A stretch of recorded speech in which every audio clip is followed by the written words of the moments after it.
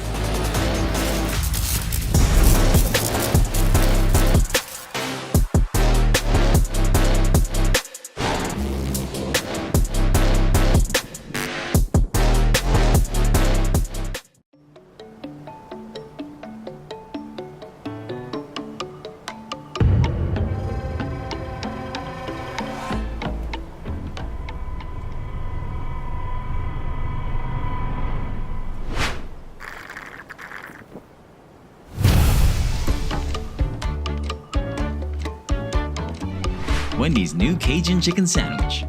So spicy, it's pica. You or someone you know looking for a job? Well, Sentinel Security is hiring and they're offering starting pay between $10 to $15 an hour. And they'll train you too. Email them today that you're interested at sentinelsolutionsguam@gmail.com. Sentinel Security, Guam's most reliable security solution for your home and your business. Doesn't this look oh so good? Say hello to the coolest party in your hands. Cold Stone Guam's birthday cake Oreo cookie ice cream taco. I actually tried the Oreo cookie ice cream yesterday or 2 days ago and it was delicious.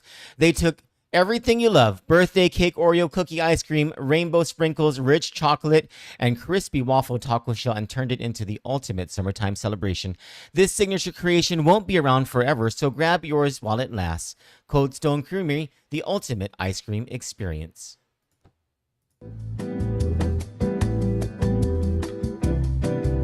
Kandit News is brought to you by 76 Circle K Guam.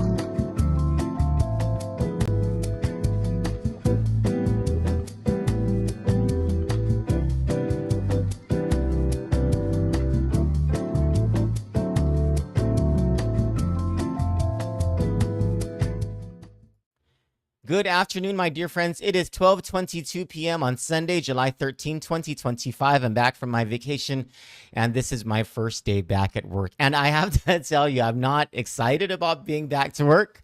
If I'm being 150% honest with you, I'm not wanting to do this. I'm very lazy.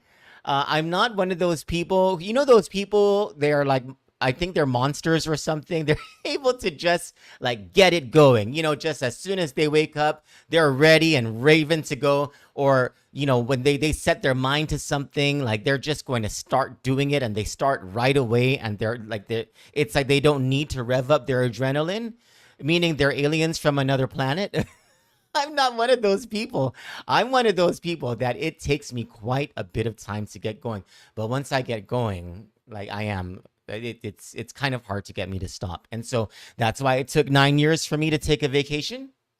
On top of the fact that the first part of those 9 years, I was a drug user and I was a meth addict and I was a complete mess. I would not recommend meth to anybody. And another part of that was there was the pandemic. We were poor, and then we got Kandit going, and it was kind of hard to stop. But I'm glad I took that vacation. I took the vacation with Johnny, with my boyfriend, and with our friend Father Matthew. We went to Saipan, and it was I miss it so much. I miss it. I've been to, that's my friend and I have this. Anyway, Amanda Young, she's one of my good friends. I'm Min 1 and she's Min 2. It's a whole story. Apparently, she's one of those aliens who's able to do that. That's why you get far in life, my friend. Because You can do things like extraordinary things like that. Good afternoon, my dear friends. Carol, Auntie Lonnie, I love you and I miss you so much. Liz, I love you. JD, Rudy, Amanda, God bless you all. Thank you for joining me. So, I think it was my second day of vacation in Saipan, I get a message from someone in the media, and they're like, "I know you're friends with Mike Nicholas. I heard that he got into an accident and he was drunk. He might have been arrested for drunk driving." And I was like, "Oh man, is he okay? Do you know?" And so, we're in Saipan. It's the morning, and we're just making all these phone calls, and then we find out that he's okay. And that's all that mattered at that point, right? It was like, okay. And then I was like, oh gosh, this is going to be a media frenzy on our friend. And we couldn't get a hold of him because he was in the hospital first, and then he was taken into custody, and then he had his magistrates and all that stuff, right? And then I was like, and maybe I should have put a note on Kandit, like on our website and also on Facebook and Instagram, that I was on vacation. I really didn't feel like I needed to because, I mean, it's my life and I haven't had a vacation in 9 years, and I wanted at least some part of my life to belong to me. And and so within hours of that, I think maybe within like an hour of the news breaking, I started to see some comments, right? I was looking for the comments because I wanted to defend my friend. Mike's my friend. Like he's been my friend ever since, right? And I started seeing, people saying, "Where is Kandit? How come Kandit's not reporting on this?" And so let me answer those questions. And I know it's not you guys who are asking those questions, and I know you guys don't. Whatever, right? It's just the trolls coming out of Adelup and the people trying to distract the conversation away from the Tenorio corruption scandal, who have been, trying to discredit us in every single way that they can. They're using my friend Mike Nicholas and what happened and what happened involving him to further their disgusting agenda. So let me just answer those questions. Why didn't we cover that news story? Number one, I was on vacation, and I really don't care who you are, and especially if you're a troll from Adelup, I'm not stopping my vacation to satisfy your political agenda. You can just piss off right now. Number two, we don't cover DUIs. So if you remember when Chirag Bojwani, he was at the time the executive director of the Democratic Party of Guam, he was arrested for drunk driving. Alleged drunk driving. I don't know. I think that there might have been a plea agreement in there. I'm not even sure. I never followed the story. I never reported on the story. And there's a reason. Ever since the Chirag thing, and I would tell, because people were like, "Oh wow, I'm surprised Kandit didn't cover that story against the Democratic Party executive director," because we've been very critical of the Democrats. And, maybe people would think that we didn't like Chirag or something, and that just because we didn't like Chirag, we were going to report on this DUI. Now, it's like the thing I tell everybody is who is asked about that ever since the Chirag thing is we don't have the resources to cover every single DUI.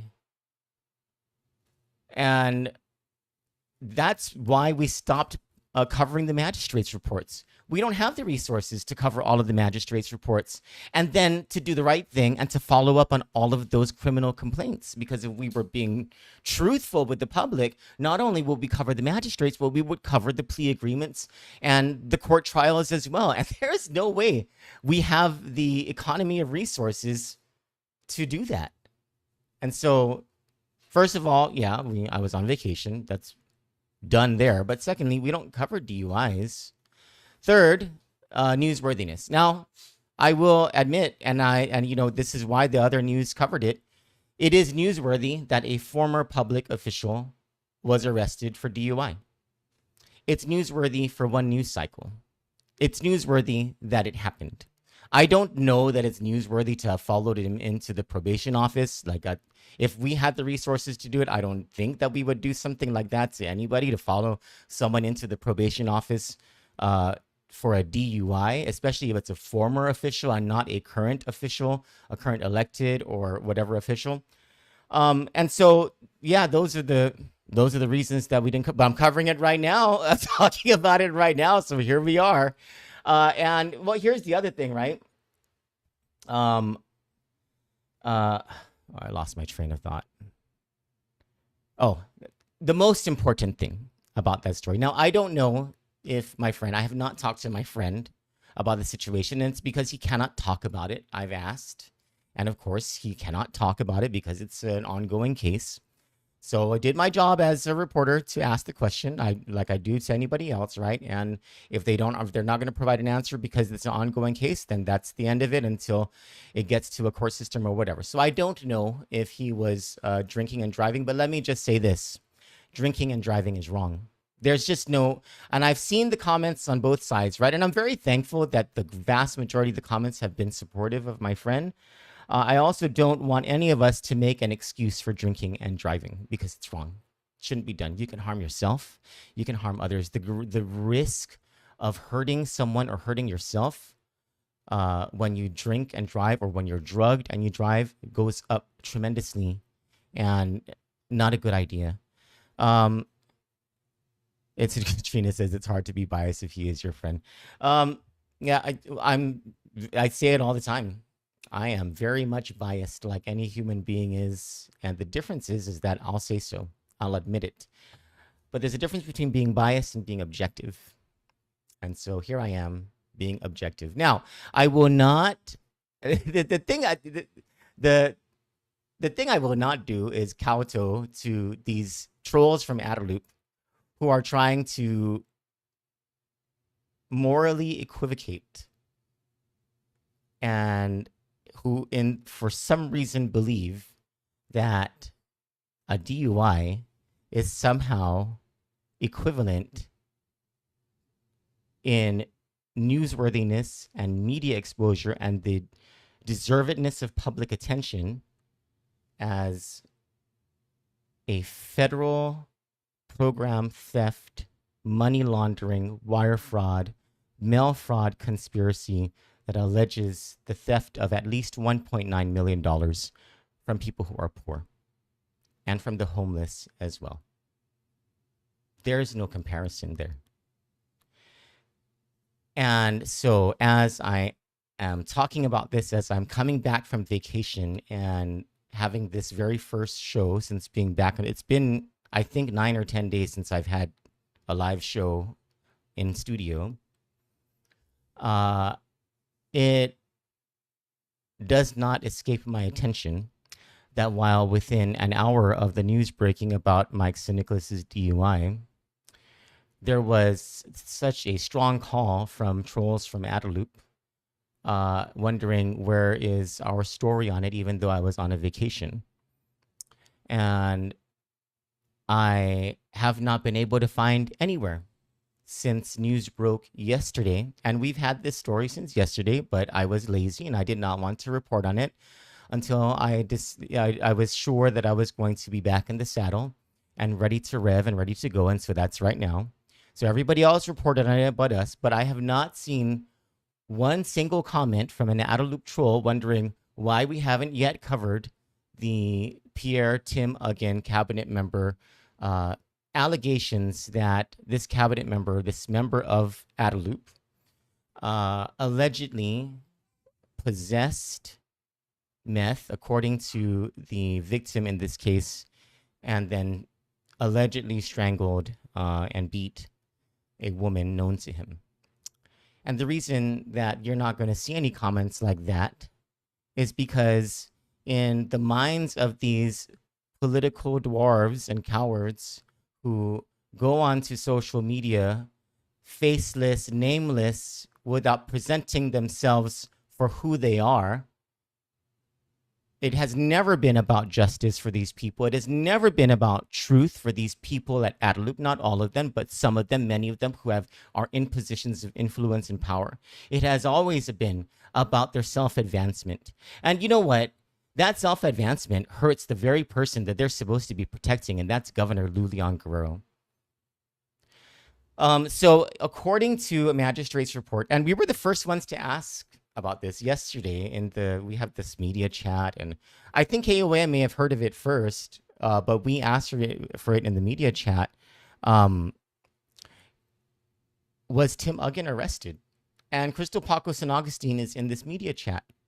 And only after a couple of hours, GPD spokesman Norman Analista comes back with a news release to everybody about how on July 7, the Guam Police Department received or started to investigate a complaint. I don't know when they received the complaint, but on July 7, according to this news release, they started to investigate a complaint of family violence, and that they effectuated an arrest on July 11. And so I asked as a follow-up question, why did it take 4 days between the July 7, which might be the earliest time that the complaint was made, and the arrest on July 11?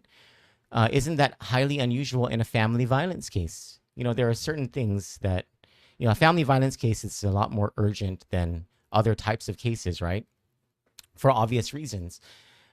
No response. Norman Analista said that he was going to answer the follow-up questions on Monday, I suppose, when they get back into the office. But wait, stand by. My parish council is okay. Sorry, this is more important. This is my coordinator at church. Hold on. Thank you, sister. We'll be right there. I have to wrap this up because I have to go to church. And so anyway, so they might answer follow-up questions tomorrow. I even asked, whether Adelup knew about this prior to their arrest. There's a whole lot of questions that need to be answered, right? But here is what happened according to the prosecutor in the case, who makes the report based on what the GPD officers aver to the prosecutors.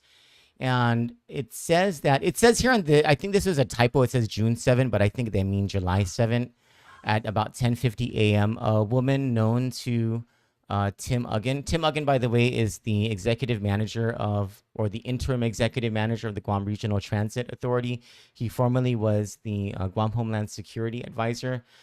Just for full disclosure, Tim is my cousin. I'm not closely related to him, but nonetheless, let me just make that disclosure.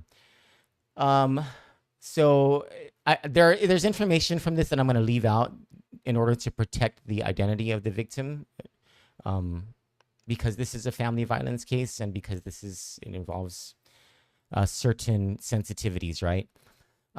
So this woman noticed that Tim Ugan's truck was still running outside of a residence, and so she approached the passenger side, and when she opened the door, she saw Tim Ugan, according to this, who became startled and attempted to hide something. Tim Ugan shouted, "Get the F out," and shut off the truck and went inside the house. The woman inspected the truck and found what appeared to be a glass pipe with a bulbous end and a lighter, both wrapped in a white napkin held together by a rubber band, hereinafter drug paraphernalia. Having suspicions of drug use by Tim Ugan, the woman took the paraphernalia inside and questioned him about it. An argument ensued when the woman asked if Tim was on drugs. While showing the items found, Tim shouted, "Give that effin' back to me." This led to Tim becoming physically aggressive. Tim reached and grabbed for the items in the woman's hands. He then grabbed her wrist, placed his left hand forcefully on her throat, and pushed the woman up against the wall. The woman felt her throat being tightened, but was still able to breathe. The woman called out for her son. At that, and with his hand still around her throat, he said, "You will go down. I can make people disappear," causing the woman to fear for her life. You have to understand, on top of, having being physically dominant over her at the time, he's also a member of the governor's cabinet. And he is, from the beginning of the administration, an influential member of a very powerful government. And so when you hear a threat like that in the midst of something like that, I have to imagine that's got to be very scary, right? If this is true, causing the woman to fear for her life. He then released both grips from the woman. The woman then gave the items back to him. After the altercation, she left the residence with her children, later obtaining a protective order against Tim Ugan and relocating to some other house. She eventually reported the incident on July 9, which would be 2 days later, on July 11. So according to this magistrate's report, she reported it on July 9, but it was on July 11 when Tim was subsequently interviewed by police with his attorney present, which means that he went in with an attorney. He had some time to go in with an attorney. That's an important fact here. Tim told the police about his military experience during the interview. Tim Ugan corroborated that an argument occurred, that he placed his hands on the woman but destroyed and threw away the drug paraphernalia. He was charged with attempted strangulation as a third-degree felony, terrorizing as a third-degree felony, assault, recklessly causing or attempting to cause bodily injury as a misdemeanor, and family violence as a misdemeanor. We have asked the governor's office, we've asked Crystal Pacos and Augustine, who is the governor's director of communications, if there's anything the governor will be doing about her cabinet member based on the allegations. And we got the standard, this is a personnel matter and they don't share personnel matters, which I find to be a bunch of BS, because in the Calvo administration, when it dealt with cabinet members, we absolutely discussed personnel matters because they were at-will employees. They were members of the cabinet appointed directly by the governor, confirmed by the legislature, meaning they had the confidence of the people and they had the approval of the people. And so therefore, they lived in the same glass houses that the rest of us in Adelup lived in. And so I don't buy that whole personnel matter thing when it comes to cabinet members at all. Now, I know there's going to be a rush to judgment to Tim Ugan, just like there's always a rush to judgment for everybody else. And let me just tell you, these are just allegations against the man. We don't know if this is true. I hope it's not true. That was really bad. That these allegations are they speak of a very unsettling, disturbing criminal scene that took place, if that's true. And if it's true, my goodness, that poor woman, right? And so if I may just ask, as one Christian to another, I don't know if you're a Christian, I don't know if you're a spiritual person, but I'd say, please pray for Tim Ugan and for this woman involved in this. And if there are drugs involved here, pray for rehabilitation for whoever might be involved with drugs. Drugs are, take it from me, highly destructive. And anyway, so there it is. Back in the saddle. I'm Troy Torres. You all have a wonderful day. God bless you, and I love you all. We got that dynamite. We got that dynamite. Find the perfect ride for you today with the New Year New Ride sales event at Guam Auto Spot. Get behind the wheel of the 2024 Outlander Sport, starting at just $22,995 or only $156 per paycheck. Visit GuamAutospot.com or call 671-478-AUTO.